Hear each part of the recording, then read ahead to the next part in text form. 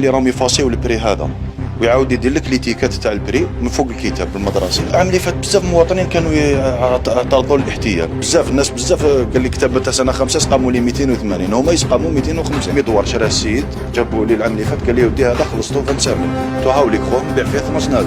ديك شغل يزيدوا لهم فيها بلا ما يفيقوا الاولياء. يدير كالكيلاتريس ويحسب واش كاين السعر اللي راهو فيه. قلت لي باللي حبيت تمد نصيحه للاولياء باسكو يقدروا يحتالوا عليهم بطريقه سهله خاصه في سعر الكتب. الكتاب المدرسي الاخت شوفي راهو دائما يجي فيه سعر مقنن من طرف الدوله. دائما يروحوا يشوفوا سعر البيع اللي يكون هنايا ها في الدار تاع الكتاب في الكوفرتور يسيبوا السعر تاعو ويقارنوا مع السعر الثاني تاع لافيش اللي دارها الدول الوطنيه للمطبوعات. دائما كاين اون فيش تحبي تصوريها هاي لك ليها. قول لي كيفاش يحتالوا في هذه؟ في هذه كاين اللي راهم يفاصيو البري هذا ويعاود يدير لك ليتيكات تاع البري من فوق الكتاب المدرسي، يحط ليتيكات تاعو ويدير البري تاعو. قال هذا مثلا يدير 26000 يفاصيها ويعاود يكتب فوقها يدير 30000 ولا 35000 ويبيعوا بسومه زايده على واش دايرته الدوله. والكتاب المدرسي راه داخل يعني تقريبا راهو مدعم تاع الدوله. اللي فات بزاف مواطنين كانوا يعترضوا الاحتيال، ومن بعد خرجت لجنه تاع المراقبه كاين بزاف مكتبات يعني اللي صابوهم غير معتمده وكانوا يبيعوا في الكتاب المدرسي. قلت لي كاين تانيك حتى في لافيش كاين يقدر يكون احتيال، نروحوا لتما كنت فهمنا. فاش يقدر يكون الاحتيال اخي؟ مثلا كاين الكتب من نعطوا مثال بالكتب تاع السنه الخامسه، كي نشوفوا مجموع كتب السنه الخامسه هو 2800 دينار.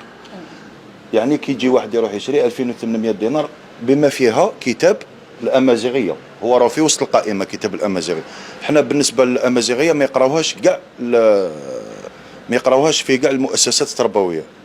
يعني كان امازيغيه واش يدير هنايا صافي اللي يكون يبيع قال اعطيني قائمه كتب تاع سنه 5، المواطن ينحي كتاب الامازيغيه اللي ما يقراوهاش.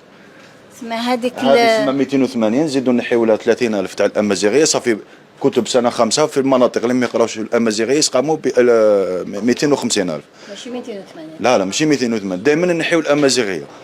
هذه صارت بزاف الناس بزاف قال لي كتاب تاع سنه 5 سقاموا لي 280، هما يسقاموا 250. وبالنسبه لاصحاب المكتبات اللي ينتهزوا الفرصه، انا ندعو حاجه. العام اللي فات واش صرا العام اللي فات كانت ناس دارت تخفيض في سعر الكراس بعتوا بسعر المصنع. هذه باش ننبه بها بزاف الاولياء اللي ما على بالهمش. سعر الكراس العام اللي فات كاين اللي كان يخرج من كيما 96 كان يخرج من المصنع ب 7800 حتى ل 8000، نقولوا بسعر تاع المصنع 8000.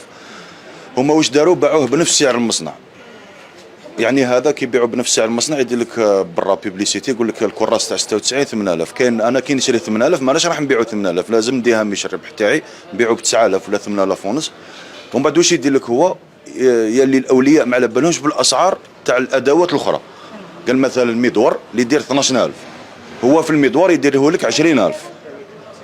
هاكي فاهمه ينحي لك 1000 راك في الكراس.